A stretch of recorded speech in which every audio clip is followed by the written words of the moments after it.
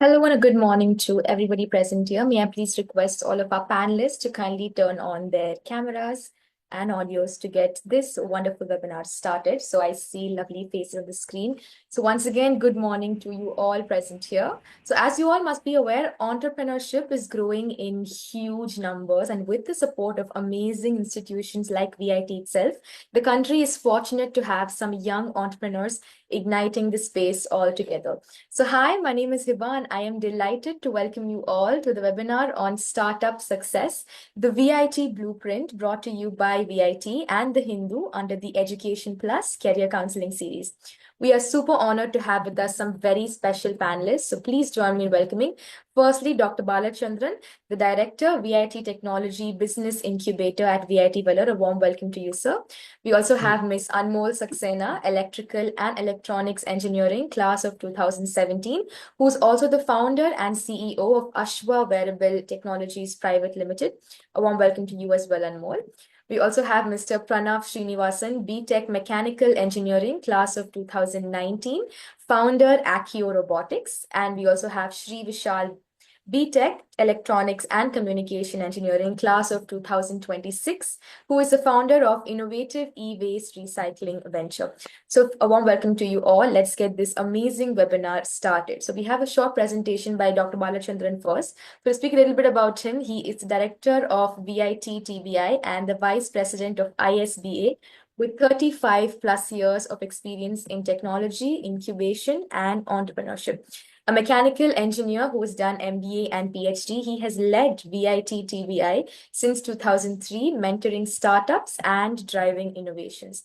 A certified mentor, he serves on multiple advisory boards and has received national and international awards for his contributions in the startup ecosystem. We truly have a stalwart in the startup field. So a warm welcome to you, sir. Over to you, and the stage is all yours. Thank you, Ms. Hiba, for the kind words of introduction, and thanks to the Hindu team for putting this together. Thanks to my fellow panelists, Anmol, Pranav, and Shri Vishal for joining in this morning. I presume majority of the audience are the students who are looking at various career avenues, and there's a series of webinars going to help them to give them different perspectives from various experts. So today's topic is predominantly on the startup. So generally, once students finish their graduation, the preferred career avenues are taking up a job, or joining a family business, or pursuing higher studies. But of late, there is an increasing interest among youngsters to pursue this startup. Overall, the country's ecosystem in the startup arena is also pretty impressive and growing a lot. We are considered to be the third startup ecosystem, third largest startup ecosystem in the world. So, but predominantly for some of you may not be aware, what is a startup? Startup is a temporary organization in search of a repeatable and scalable business model. For example, if you're thinking of a local cab aggregator who provides you cab services with a telephone backup, so it's a local enterprise. But when it's globally powered by technology and a business model innovation such as Uber, then it is an established company, which was a startup earlier days. So the Googles of the world, the Apples of the world, or the Facebooks, all were a startup at some point of time. So VIT has a lot of conducive supporting infrastructure, also mentoring, also various funding opportunities, or a good talent support for someone with an idea, even as early as a first-year student or a second-year student, when they want to solve some problem using technology and innovation and use the campus amenities, they are in a position to build startups. Today's webinar also hosts three such incredible people. Shri Vishal, for example, is still a third-year student. He embarked upon an idea and started his journey. He's going to explain how VIT is helping him to realize his dreams. Anmol chose to join a MNC, and but subsequently within a year she decided to plunge into startup. But the kind of training and exposure she had during her stint in campus helped her to again motivated her to come back to the campus, and she started a venture. She's going to share some perspectives from that experience. And Pranav obviously, like Shri Vishal, took up some initiatives while he was in the campus, but the first initiative did not succeed for various reasons. But he didn't give up. He was persistent that he will be a startup, and he pivoted to a new idea.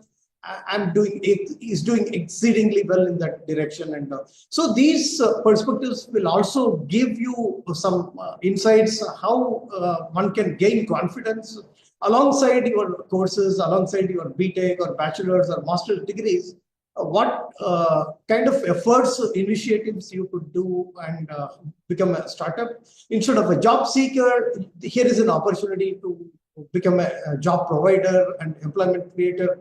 So you don't create wealth for yourselves only. You, in the process, you also pay taxes and enhance the quality of life by the problems that you are solving, and you become a proud startup. So this is the opportunity. So I'll stop here with this brief opening remarks, but we will have further discussions once all the three startups share their perspectives. Yeah, thanks, Hiba, and over to you. Thank you very much, sir, for giving this webinar a super awesome start, and for all of your support in helping the students bring up their startups to be super successful. A big thanks to you for that, sir. With that being said, let's move on to our student entrepreneurs who are here with their super duper successful ventures. So firstly, our first speaker will be Anmol Saxena. Like I had mentioned, she is the founder and CEO of Ashva Wearable Technologies, a company building AI-powered wearable devices to assess and track joint and muscle health. These solutions have positively impacted tens of thousands of lives across India by enabling better diagnosis, recovery, and rehabilitation. Also, she holds a BTech in Electrical and Electronics Engineering from VIT Vellore, class of 2017. So we have a short AV of her startup. So can we have the AV, please?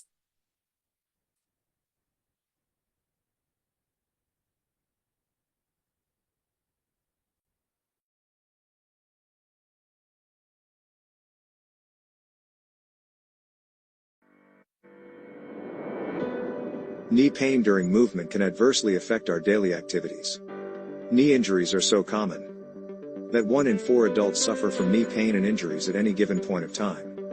That's a billion people. That is why we developed VIT Knees, an AI sensor system that assesses the knee joint. VIT Knees quantifies the entire spectrum of patient treatment, from disability to functionality, through tests like range of motion, extension deficit, proprioception, muscle strength, static and dynamic balance, 6-minute walk test. VIT Knees is India's first ever technology to provide gait analysis in just 1 minute. Detailed data analytics reports presented in simple format allows you to understand your patients and personalized treatment plan, objectively monitor their progress, and give them the confidence they need to opt for a surgery only when it is necessary. Make a real difference in your patients' lives with VIT Knees.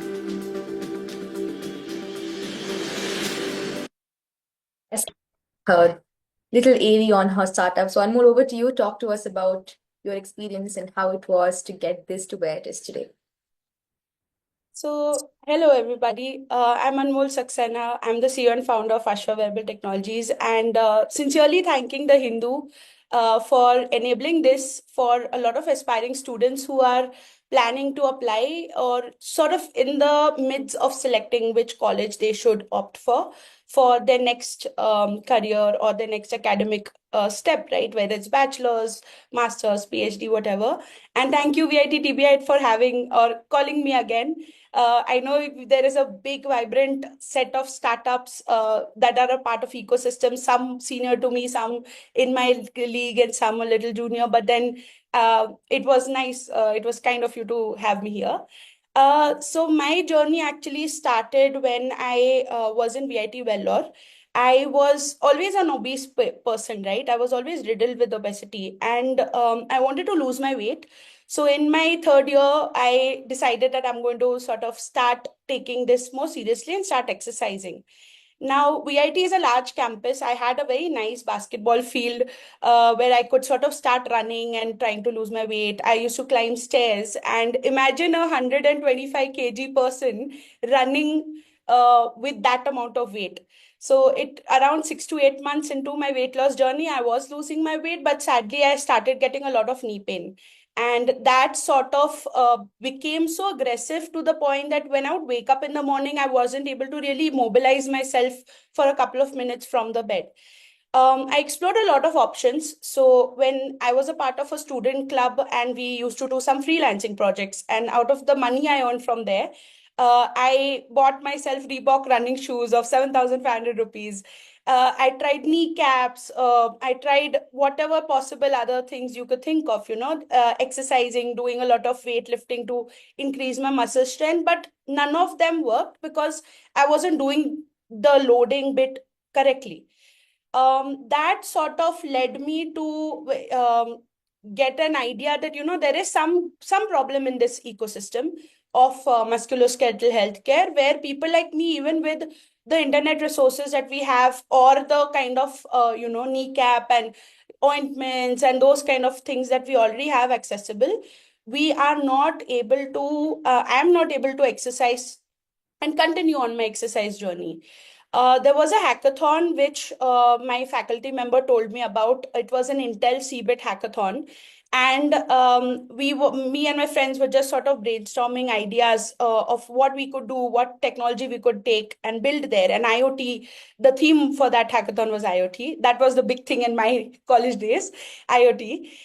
So then I said, if we could make something which remotely allows patients to get access to physiotherapy and at least know what they're doing wrong and what they have to do correctly, how they can continue their lifestyle, but in a correct manner, that would be useful. And that's where the idea sparked.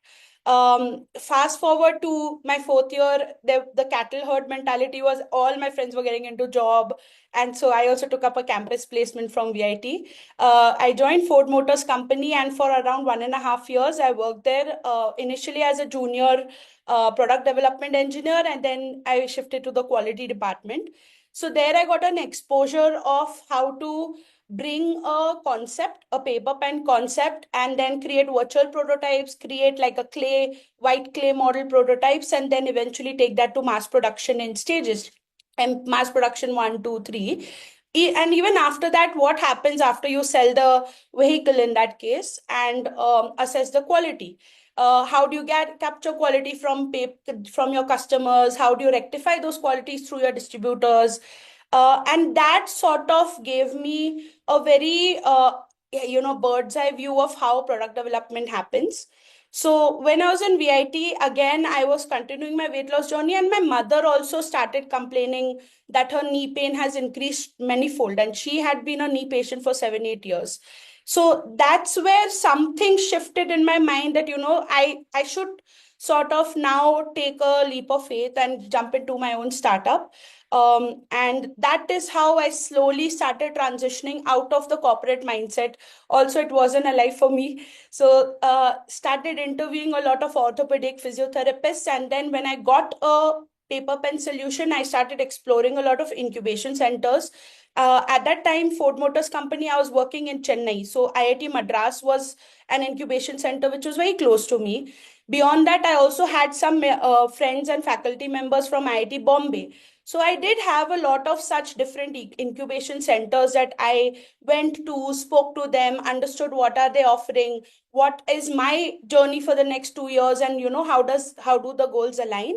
But then ultimately my true calling came from my alma mater, VIT-TBI. So when I came back to campus, I again went with this expectation that this is what I would like my journey to look like in the next 1 year, and maybe roughly 1 year more beyond that. And things align because I know how my campus works. I know the students that my campus has, the kind of vibrance, culture, the mindset of students. It's not always, it's not earning before learning. It's learning before earning. And that's the mindset I had as a student. And fortunately, when I went back to campus after 2 years of job, that's the mindset my juniors had as well. They wanted to learn, they wanted opportunities to create innovation, to invent things together with me. And that is sort of where, and then of course Balachandran sir was there. I knew him from my college days. Sudha ma'am, who's our TBI coordinator. That's basically how I got into the mindset of coming back and joining VIT TBI. So with TBI, VIT as my launch pad, now it's been 6 years. We have actually developed our technology, patented all our technologies. We hold more than 12 patents today, including design and utility patents. We have worked with some of the topmost orthopedic surgeons of the country, with the Polos, with the Miots, and at the same time also with tier 2, tier 3 city hospitals like Pondicherry, Trichy, even Mangalore, Pune. We were present in all those places. We have sort of started to make the process of post-operative recovery a lot more transparent and a lot more empowering to our patients. So when patients come back and say, you know what, I used to think I don't need physiotherapy, but I'm able to understand what is the necessity of continuing my physiotherapy journey after operation because of your reports. That's that's the winner. That's the reason we keep going. So that's our journey today. And now what's in future for Ashva is we are hoping to scale pan-India. And now we are also starting to export our technologies and to take a product that was in my mind 7 years ago and then see it go global from India. Everything done in India is something else. So that's the journey so far. Yes, the feeling at the end of the day, like, I've achieved what I dreamt 7 years back is something that's so good. And the smile on your face says so much that, yes, you have made it. And I'm sure there's a lot more coming your way, Anmol. So thank you very much for sharing your thoughts on that. Also, to all of the audience, in case you have any questions on anything, you can put them up in the Q&A box that's down here. And towards the end, we'll have all of our panelists answer them for you. So make use of this chance because you could be the next entrepreneur out here. So that is about that. Let's move on to our next entrepreneur. We have Pranav Srinivasan, who is the founder of Accio Robotics and a mechanical engineering graduate from VIT Vellore, the class of 2019. With 7+ years in robotics, he focuses on efficient order picking for micro warehouses. And at Accio Robotics, he develops space-efficient mobile robots for high-density environments. With a modular and scalable approach, he is transforming warehousing automation for fast-moving brands and 3PLs. So can we have the AV of Pranav Startup before he talks to us about it?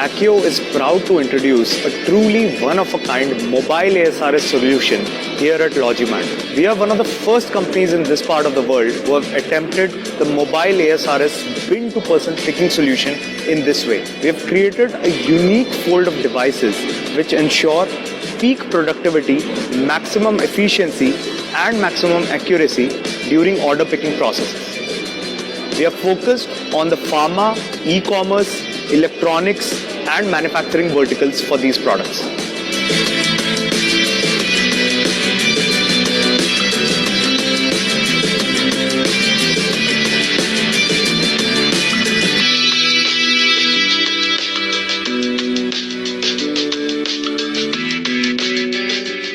Yes, Accio Robotics. Pranav, over to you. Talk to us about your startup and your experience.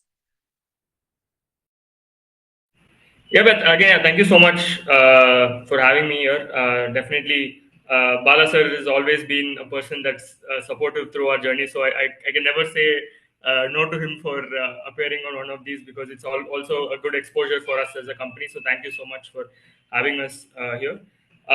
So yeah, I'll just start off with our journey at VIT. Both me and my co-founder Tuhin. So both of us graduated from VIT Vellore, did our mechanical engineering, were roommates. So we're essentially a college dorm room startup of sorts, with just two delusional kids trying to figure out how do they go about starting their business. So essentially, VIT was that ideal launchpad in a way to. So the primary thing for a young entrepreneur, right, when you're starting out, is that there's a pro and con to it. One is you don't know what problems you're going to face, and that's also a benefit because you can still take the plunge without really, feeling daunted by all the other challenges that might come your way. So for us, it was, I think, one of those cases where we had the ideal opportunity through the ecosystem in VIT to prepare ourselves for a lot of these challenges, be it from a technology building standpoint, where I got to work on a lot of robotics and hardware, especially during my time on campus. Spent a lot of time on different ideas, had the right peer group around me to help foster that excitement, because even on campus I got to lead a team of about 30 people before I entered into my entrepreneurial venture. I got an opportunity to lead a team of 30 people to build robots, take it to competitions abroad, figure out, literally it's a mini startup in a way, where you don't have the downside of, let's say, shutting it down, but you have all the upside of, you get to build something together. You need to manage your finances, you need to manage operations, you need to manage the team. So you still get a crash course on how to go about building your company post that. And so I think that was a very essential part of both of us gaining the confidence. So I was working on robotics, Toin was into building automobile. Like, we had a lot of these car teams, so he was doing that, I was doing. So both of us had that experience of what it is to collaborate and build something really, really cool, and something that both of us are passionate about. So that played a huge role. And post that, we were very clear we wanted to start a business uh, together after college. So from the end of second year, we were dabbing on multiple ideas. We used to keep bothering Bala sir and Sudha ma'am with all our ideas, getting rejected most of the times, but then kind of trying to understand how we position ourselves to really identify a problem and put our efforts in the right direction, right? And that, I think, that was very critical at that point, because we didn't definitely want to end up putting our efforts in the wrong direction in a market that doesn't have enough validation, because that would set us back by a lot in terms of at least the time that both of us are putting in our 20s to build something out, right? Because straight after graduation, I also had opportunities to say, even pursue a master's or take up a job that paid well elsewhere. Tuhin had the same opportunities, and but yeah, both of us, like, so I was very clear that I wanted to plunge completely into this, and so didn't pursue any of those ideas. And VIT was supportive, both I would say, for the lack of a better word, both emotionally and monetarily, through this decision of, I want to not pursue any kind of the general path of, a business, I mean, sorry, joining a company or going for a master's program, which is what most people around me did.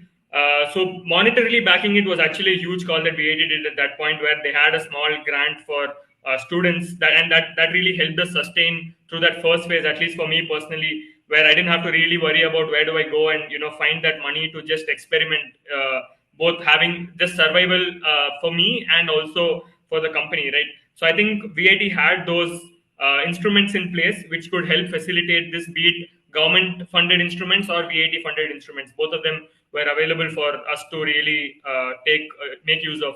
And I think that's where things really were kind of serendipitous, because we were pitching a lot of these ideas. We kept going at it. So I pursued internships at startups, both bootstrap robotics companies, funded robotics companies, try to kind of understand how it is, what are the challenges that I might face as a founder when I do get started full time. So most of our initial products, we were just like, doing our job. So Toin had started working at Deloitte by then. So both of us were just trying to experiment while doing our internships after the internship time, like, okay, how do we build the hardware out and things like that. Which is when we got some clarity. We built a lot of iterations of what our initial product was going to be, got some clarity of what is not working, what is working, and then we kickstarted. We had registered our company just before we finished our engineering, before our last final semester project reports and things like that, and we still didn't have any clue where the money is going to come from. Because till then we are not convinced, even Bala sir and VITTBI at that point, that we are entrepreneurs that are going to be able to pull this off. So we were not really clear where the money is going to come from. We just knew we wanted to build something out together. So we had gone for our final review, and that's when we had very casually registered for this startup VIT competition that I'm not sure if it still happens, but it was happening before COVID in 2019. When we had registered for it, we had pitched there. We had a lot of good esteemed judges over there, and other VIT startups and founders trying to start up their businesses, and we finished second there. And that kind of, I think, gave us let's say VIT-TBI also that initial feeling that, okay, we are onto something, because for the last 6 months we were basically working in silo on this idea, on multiple ideas. In fact, we were building AR for education, we were building products around assistive tech, different kind of form factors for assistive tech and all of that. And then finally we had landed on building a text-to-speech and braille device for visually impaired people, which was our initial idea, which Bala sir also mentioned. We had tried to scale that idea initially. We'd gotten support post that competition. Then we again got the opportunity to pitch to VIT-TBI for a bigger grant and also incubation and things like that. And it was actually very. It was like the ecosystem needs to exist for you to first go out and do that. And the ecosystem was always present in some way. If you think about it, that the fact that, okay, we both of us were staying outside the campus because. During our last semester, because internship we were doing in different cities, and we just came down for the it was literally a fun to come down just for pitching in the competition, and because flight tickets were expensive and we are entrepreneurs that didn't know where money is going to come from, so you're taking help from parents and coming here to just take a punt and see what sticks, right? But the ecosystem existed, that when there was some promise, there was enough. We still didn't have a lot of things figured out, because we still had to end up pivoting and didn't really pursue that idea forward. Even though it still remains a long-term goal for us, but the ecosystem existed, and we just had to show that initial promise, and that initial promise was enough for us to then easily put together about 20 lakhs worth of grants, just in grants, without diluting any equity, which gave us a really good head start. And then the ecosystem of students, considering we are already from VIT, we had a good understanding of what kind of students to come work with us as interns, and it was a good experience for them as well, because they're getting to people that are really passionate about, let's say, building hardware or building technology, got the chance to work on real world products after their classroom time, so it kind of worked out for both of us. And I had a good bunch of juniors at that point who were able to really help out, put together our initial concepts and get it to a minimum viable product. And just when we started testing is when the pandemic happened. Things got fairly complicated after that, because the product we were working on was an assistive tech device, which is not really a device that it doesn't have a huge billion-dollar market to justify venture capital funding. It doesn't have it doesn't have a clear-cut distribution strategy. You need to rely on CSR funding, let's say, from other companies, or you always need to rely on goodwill and not necessarily driven by pure business merit, because our users are not people that could easily afford these products, and the hardware is still expensive. So that was the tricky piece there, where during the pandemic we still did a lot of things by ourselves to kind of sustain, be it in terms of operating like a services company for a while, or trying to figure out, we had our own manufacturing process, trying to figure out how we can help other startups through that. So we had a lot of these things going on, and which is when we really had to decide and put our foot down that, okay, we're not really enjoying being a services company per se. We really wanted to build product. All of us enjoyed the dynamism and the complications with building a product, creating some form of a brand, be it B2B or B2C, and we had to arrive at our own, let's say, belief system of on what we wanted to go out and do. Which is when, since the team really loved hardware, and I personally love hardware a lot, we kind of decided, and we built robots quite a bit during our time in college. Like again, VIT had given us that confidence because we had the opportunity to go to competitions abroad, show our products, starting from great universities like Harvard, going to other competitions, competing with global students from other very huge or top 10 universities in the world. Kind of gave us a lot of perspective on where we stand, what is possible. The fact that mostly one of the things in India is that we're a country that's always probably struggling for funding in every side of every aspect. So even as students, it's not easy to garner sponsorship to build out these products. It's not easy to always get the right support that you want. But having those opportunities and seeing that, okay, with X amount of rupees, we're able to do this. And our peers from other universities who are using 50x of the budget that we have, and we're still able to compete with them on a level playing field and finish, let's say, even top 15, top 10, was like a huge testament that, okay, we have what it takes as a team to really go out and do things beyond what we have already estimated that we can do. So all these small things really, I think, played a huge role in both me and my co-founder having the confidence to go out and start by ourselves. So like I said, continuing from there, post the pandemic, when we were not able to really scale that or attract funding to go the distance, I could see that that market essentially did not really let me also explore my true potential as an entrepreneur. I could see that I needed a lot more capital that was stress-free capital to really build that product out very well. Having capital that comes with, let's say, some form of a caveat really adds stress to that whole ecosystem, which doesn't really work, was a thesis that at least we had constructed for ourselves. So that's why we're still on the long-term journey of amassing enough capital by ourselves to kind of fund those products and try to build them out eventually, because we still hold patents on a lot of those things we did in 2019.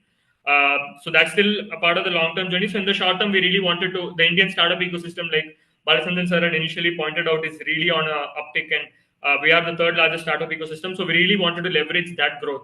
And we wanted to be in markets and sectors that would help us leverage that growth and find an overlap with our skill sets, which is when we arrived at, okay, how do we build autonomous robots for material movement from point A to point B. 2020, that's how we started. We signed down our first client from the US for these robots in around end of 2020. And since then, I think we've been very fortunate to have a lot of the right backers, right investors to get to where we are at right now.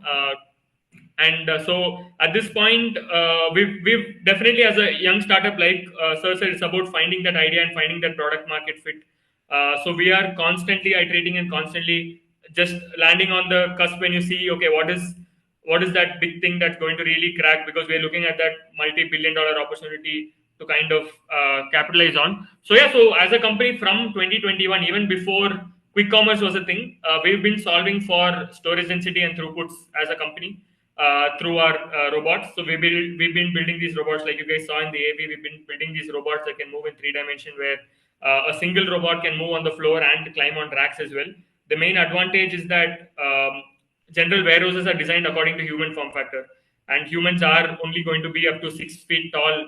An average Indian is going to be about 5 feet 4 inches tall, and a warehouse is typically designed up to 8 feet.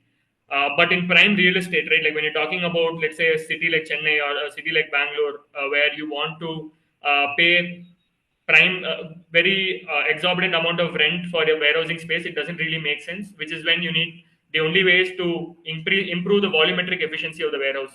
So so that's why we wanted to make our robots utilize the whole height, so our robots can climb up to 35 feet and pick up items from that height, so at the same speed that you're presently doing it. So the way we like to pitch ourselves today is that all of us are used to quick com, and we want everything in 10 minutes. But the truth is that for a quick commerce company to be an Amazon, where you're really getting everything there, you need to solve your supply chain and you need to solve your warehousing. And right now they use these small 3,000 square feet dark stores, which are capped at, again, human utilization. So the moment you're able to maximize the revenue per square foot for these dark stores, you're able to add more inventory, which means today, if you're just able to buy an iPhone on a Blinkit or Zepto, in 2 years' time, you're going to be able to buy every kind of phone and every kind of, let's say, electronic or medicine or whatever you want from these dark stores, and the only way to do that is to maximize volumetric storage, because that is their biggest bottleneck today. So right now we are solving for that. We are working closely with a lot of the brands that want to offer quick com for their offerings through their website or through the platforms like Blinkit, Zepto, Instamart, and also parallelly exploring the international market, where we are just going live with a few deployments in the US next month. And so we're slowly setting down our footprint. For the last 2.5 years, we've just been doubling down on technology and kind of figuring out what we do. So we're just on that growth phase of increasing our revenue at this point, and finding the right use cases for our technology with because again, a very important journey as an engineer for me has been understanding the difference between technology and product through this whole phase, which I think we're now trying to see what are the applications for the technology and scale them. So that's pretty much about Accio, and happy to take any questions after.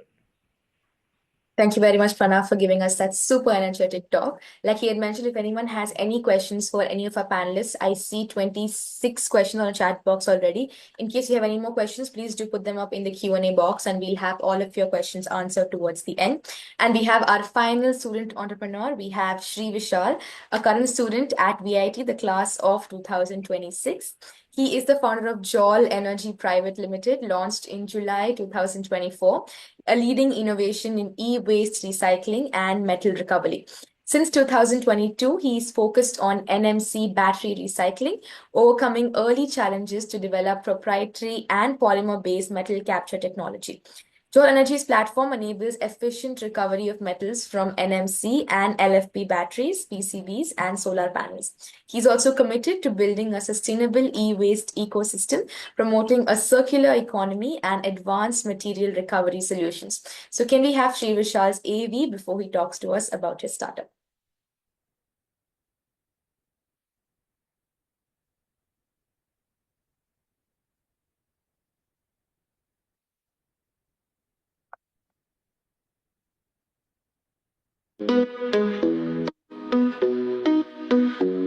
Mental magic by Jol Energy, got that Midas touch. In the lab I can kill, I got the recipe to clutch. Nickel, cobalt, playing it rough. Manganese dreams ain't sleeping enough. Big brain moves, phosphate, compatible grooves. Copper, aluminum, we got nothing to lose. Graphite's tight, in the dark we choose. Innovate the game, can't afford this snooze. We're the alchemists, turn the trash to gold. Elemental hustlers, breaking the mold. Sustain the fame, it's revolution untold. From the lab to the charts, our story unfolds.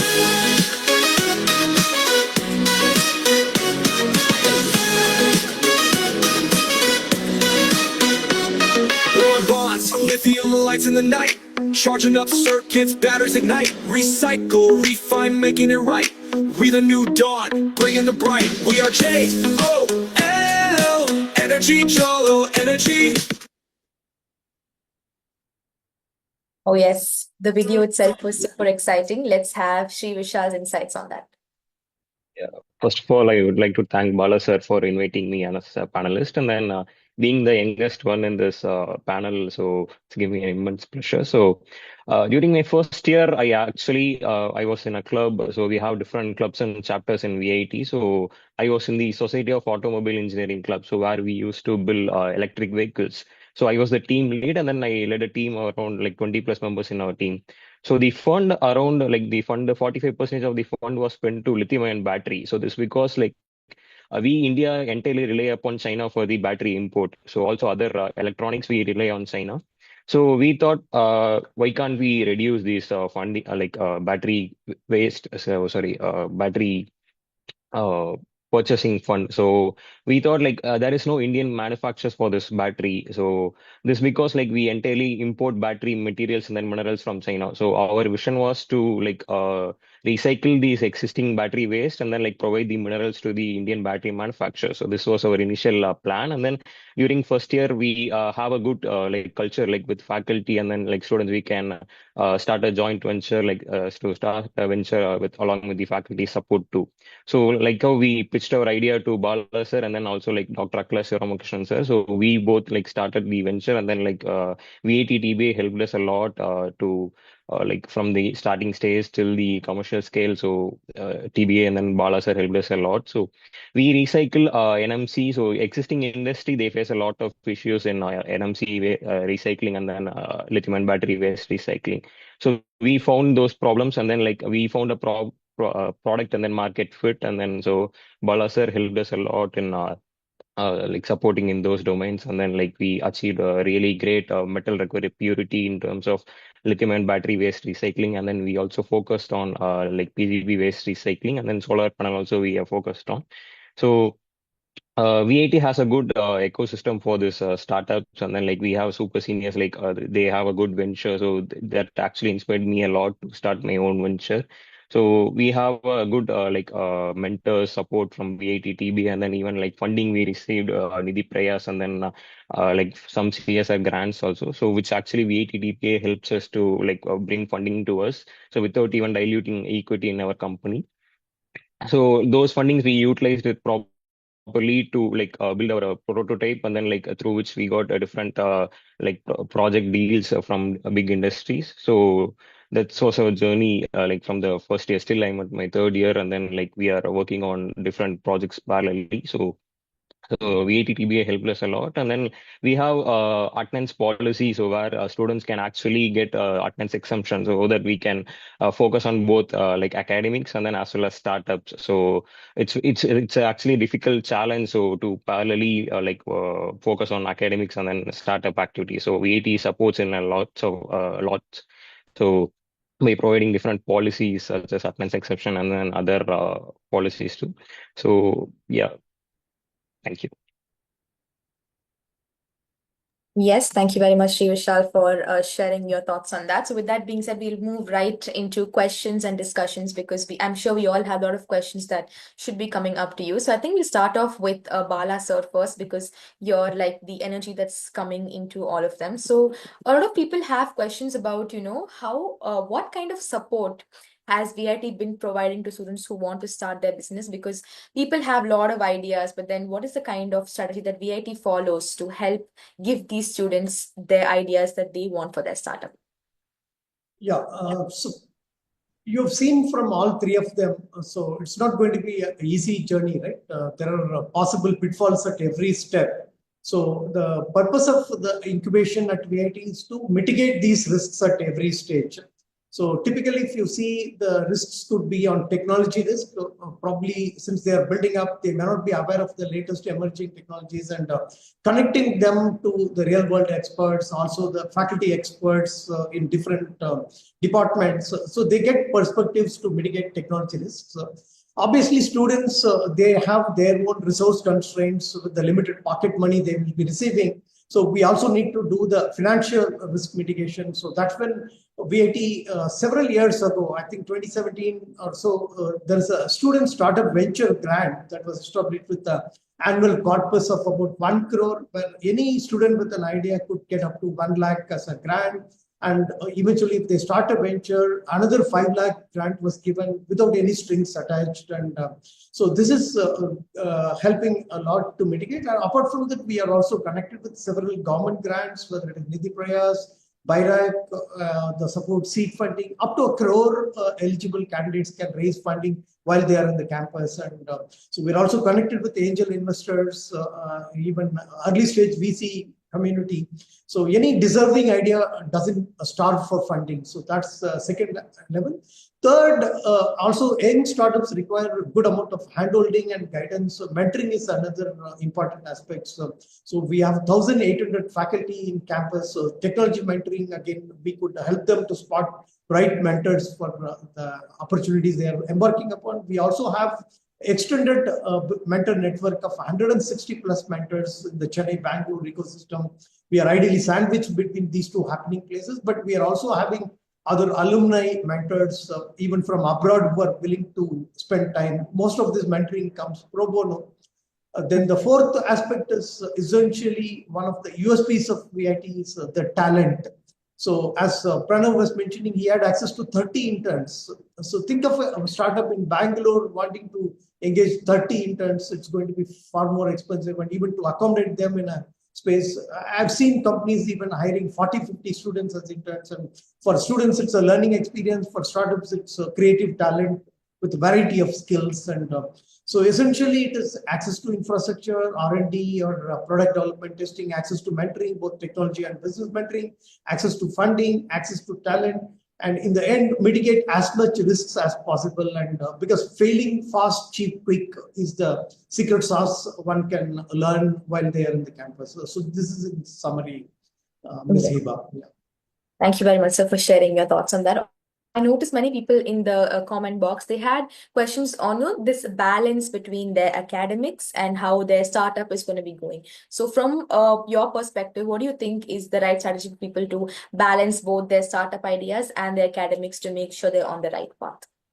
Yeah, this is a very, very personal choice one has to make. And ideally, we don't encourage a first-year student to do a startup because they have to learn the basics, get some basic skills. So towards the end of second year, so we ask them to even consult with the parent, get an informed consent from the parent. So even if they go a little bit low on academics, it's fine. And as Shri Vishal was mentioning, there is a proactive policy, student startup innovation policy, also incubation policy.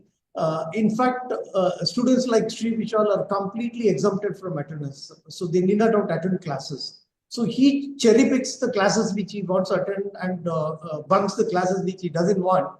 So this probably Anmol and Pranav are laughing because it was not there when they were at the campus. So these kind of proactive policy measures and funding, again, now the grant has been increased to 3 crores from 1 crore. And so all this enabling support helps them to balance between their academics. And most of the faculty members are very, very supportive, and they actively take part in supporting the student ventures. And even VIT has recently announced faculty startup ventures. Even a faculty and student could jointly do.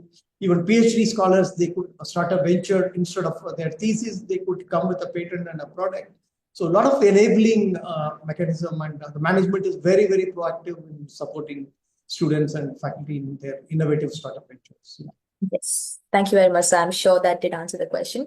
Also, on our comment box, I saw a lot of questions about the VIT exam that is for the engineering entrance. So I'm sure all of the students, 3 of you, had also cracked the exam to get here. So do you have like any 1 or 2 tips for them to crack the exam, and what do you have to say about this comparative exam, and how do you think they can crack it? Any tips from the 3 of you? We start off with maybe Anmol first. Yes. I think when you're applying for VIT EEE or VIT, you will be expected to know all the basic fundamentals that you've been preparing for. I will be very honest and upfront about saying the fact that for a lot of students, VIT is really not the first preference. It is always IITs because of the brand name. But what happened for me in my journey was I had a senior who was in my school. She was my school captain, and she helped me a lot with my, public speaking skills. And she actually told me about VIT when I was preparing for engineering colleges. And after listening to the kind of exposure she had in terms of, robotics clubs and the faculty members who are quite proactive with you, they're very hands-on with you. VIT also became one of the choice of college admissions for me. I think the foundational study that you're anyways doing for your 11th, 12th standard, you need to follow NCERT, right? You need to have a very clear, crisp understanding of all your fundamental concepts in all various topics of physics, chemistry, mathematics.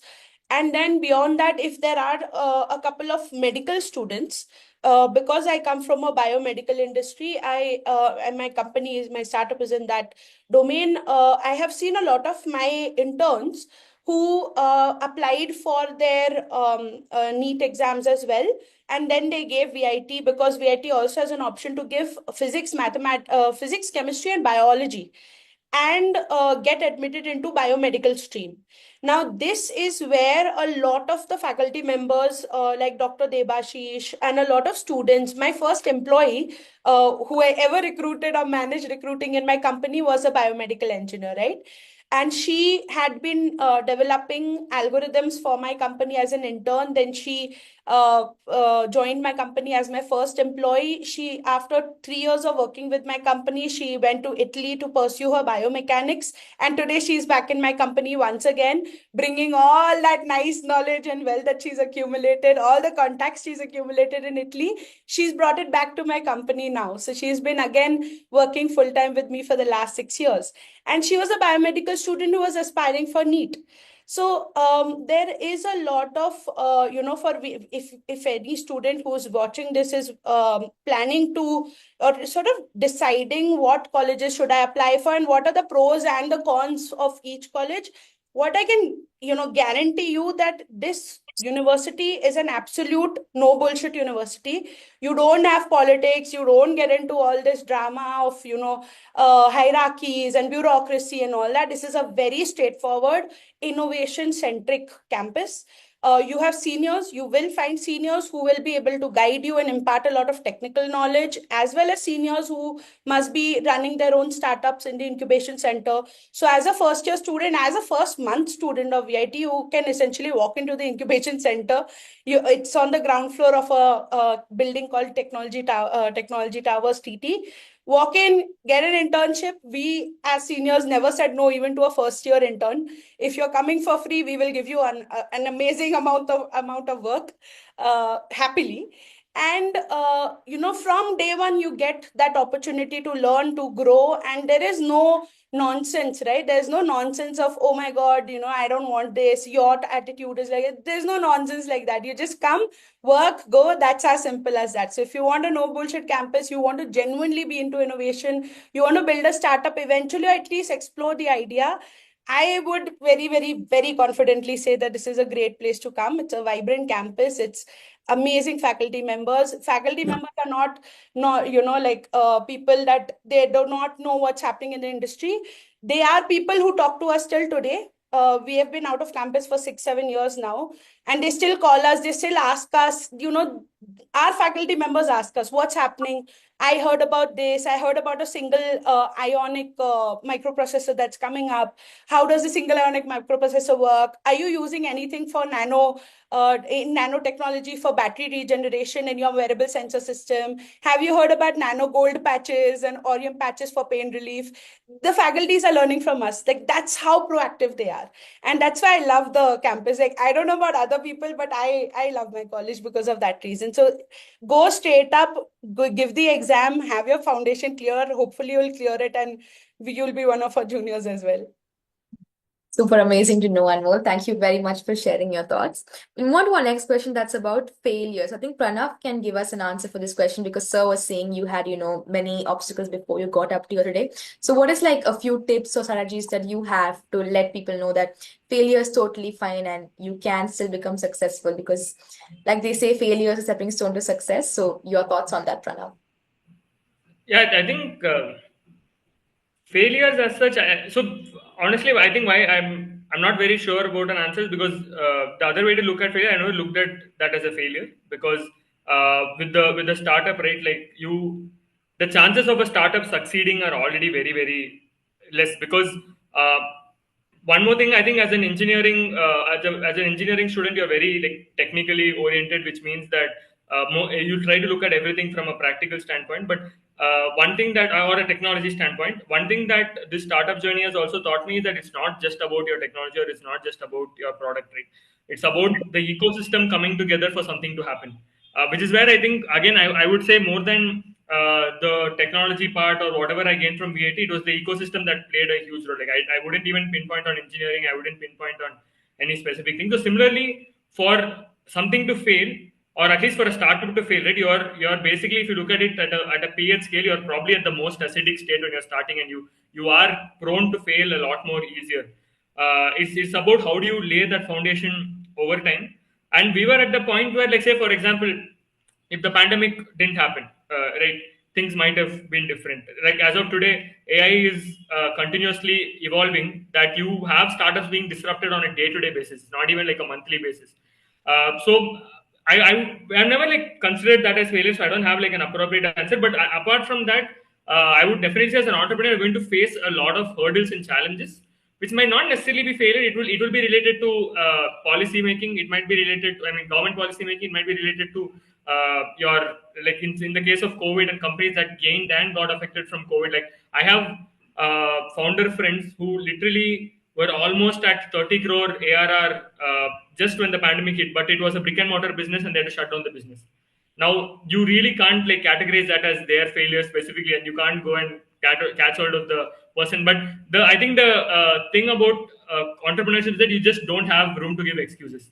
Your only job is to figure out problems, and your only job is to not say that, oh, the funding ecosystem is not good enough. This is not, because the moment you associate something to failure, you're looking for reasons of that failure, which I don't think is always going to exist. Like the reason might be there, but your job is just to navigate and pivot. My success metric was just that I wanted to build a company of my own, and I wanted to, even till today,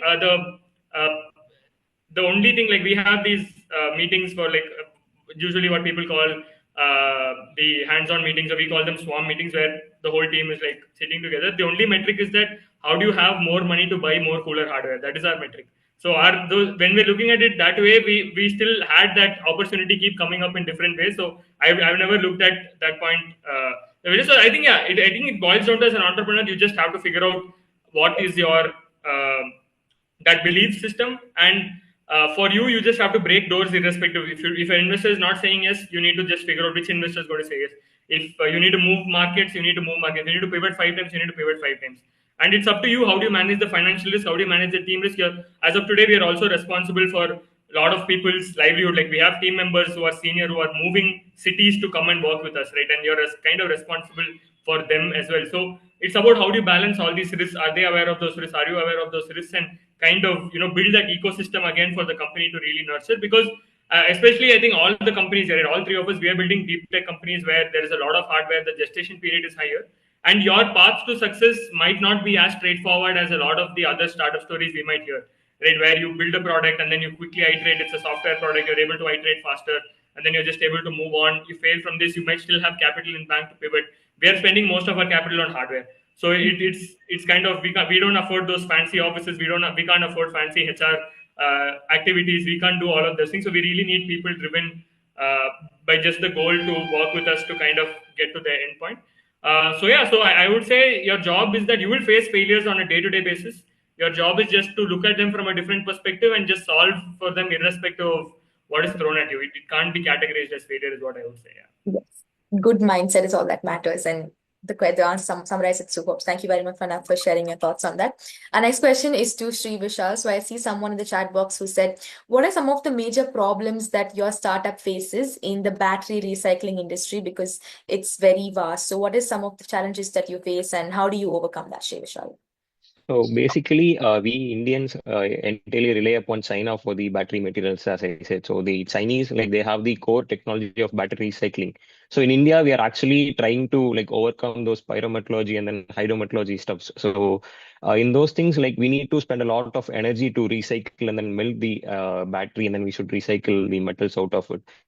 So we overcome those challenges by a unique approach by our side. So we followed hydrometallurgy, where we don't use energy, and then it's really energy efficient.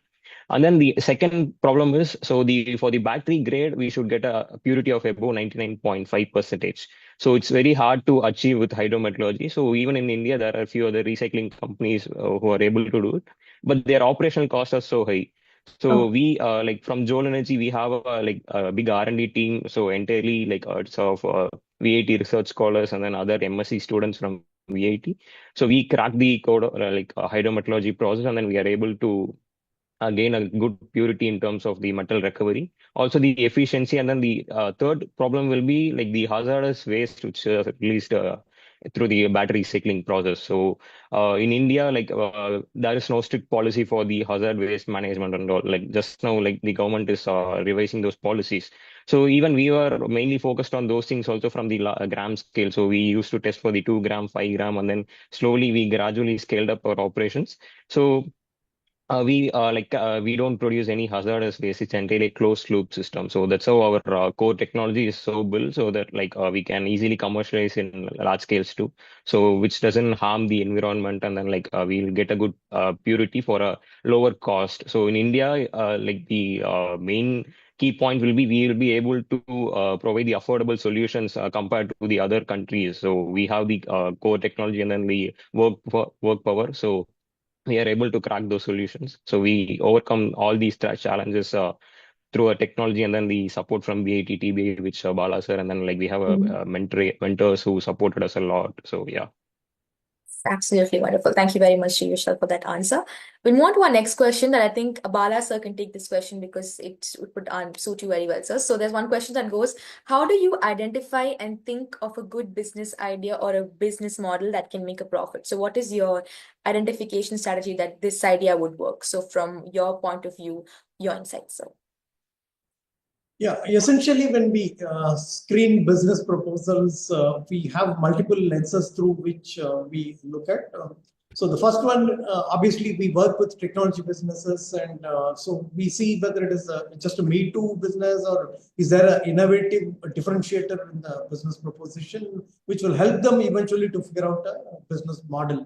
Even at the time of application, even if the business model is dicey, not clear, we don't worry. But if they have the intent to get there, it's fine. But more importantly, is there an execution potential by the team? So if it is somebody's true scientist by heart, and if they spend 9 out of 10 minutes of the pitching and explaining the technology, something is amiss. So even then, we don't discourage them, but we suggest them to identify a business partner who could walk the last mile. And so essentially, the execution skills, the potential of the business to succeed in the market. Otherwise, it's all uncertainties one has to undergo. And, yeah. Thank you very much, sir, for giving us an answer. We will take our last question for now because I think most of them have already been answered. So this question is for Anmol. So someone here says, how did you overcome bottlenecks related to certifications in the medical field? Because you did have a lot of medical related stuff. So what was your journey on overcoming those challenges? So when you talk about medical technology specifically, India, when I started in 2017, India did not have 2019, sorry, India did not have a very structured homologation protocol for medical devices. So medical devices essentially was considered to be drugs. Okay. Today, as the ecosystem is growing and as the Department of Biotechnology and Department of Science and Technology are becoming very centric on the kind of patent and commercialization of products that are coming out of India, now the regulatory framework is taking shape. So to give you an idea, basically there are 4 categorization of medical products in India.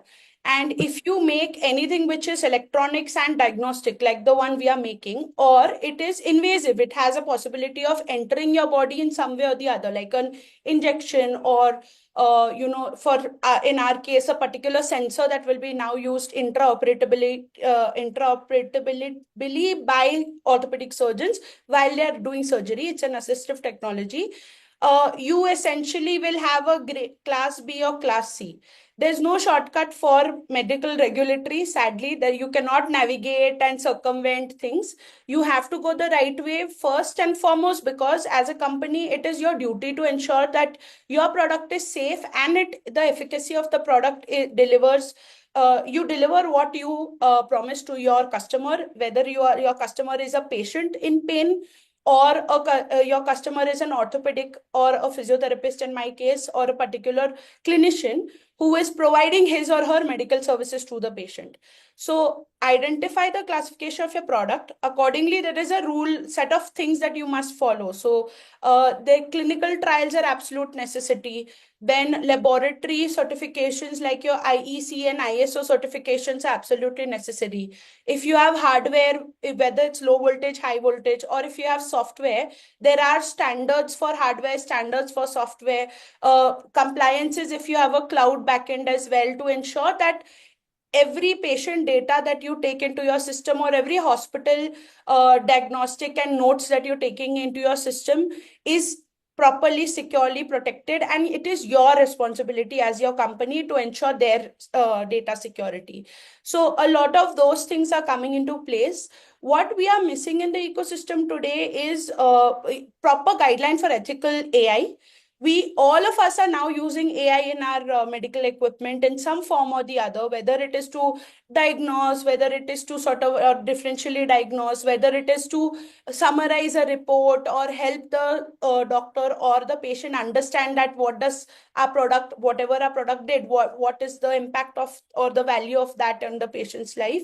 So there's no clear guideline yet. It will come as the students who are watching this come into the college. That entire system will come.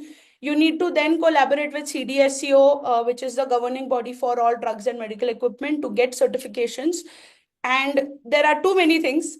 You don't always necessarily have to go for US FDA or CE certification to launch in India. Plus, on the bright side, if you do the Indian regulatory, get all the licenses, there are still a lot of countries that you can export to with Indian CDSCO licenses. So it's not all, cloud and snow. You also, if you get certain certifications in place, the bare minimum that is necessary, you can start exporting to Southeast Asian countries, to Middle Eastern countries where they accept Indian CDSCO. So I think that is a secondary part when student comes into the ecosystem. But yes, medical technology has a very, operations and financial intensive pathway. It does take time. It does take a lot of initial investments to actually bring a product into the hand of a customer. Thank you very much, Anmol, for sharing your thoughts. I think we've answered all the relevant questions. In case any of you have not got your questions answered, you will get them via email, so don't worry about that. So with that being said, a productive 1 hour of discussions on startups, entrepreneurship, and I think it was a great session. So this was the webinar on startup success, the VIT Blueprint, brought to you by VIT and The Hindu under the Education Plus Career Counseling series. Thank you very much to all the panelists for joining us. It was great hosting you all. Thank you so much and have a great day ahead. Thank you.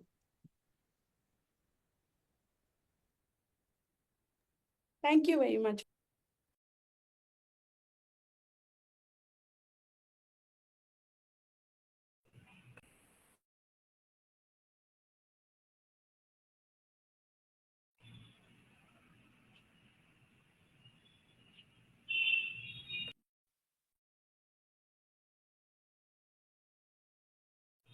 We can drop off, right, sir? Yes, Pranav. Yeah, thank you all. Thank you, Anmol, Pranav, and Shri Vishal. Thank you. Thank you. Thanks Thank to you, the sir. Hindu team and Sudarshan and Priya.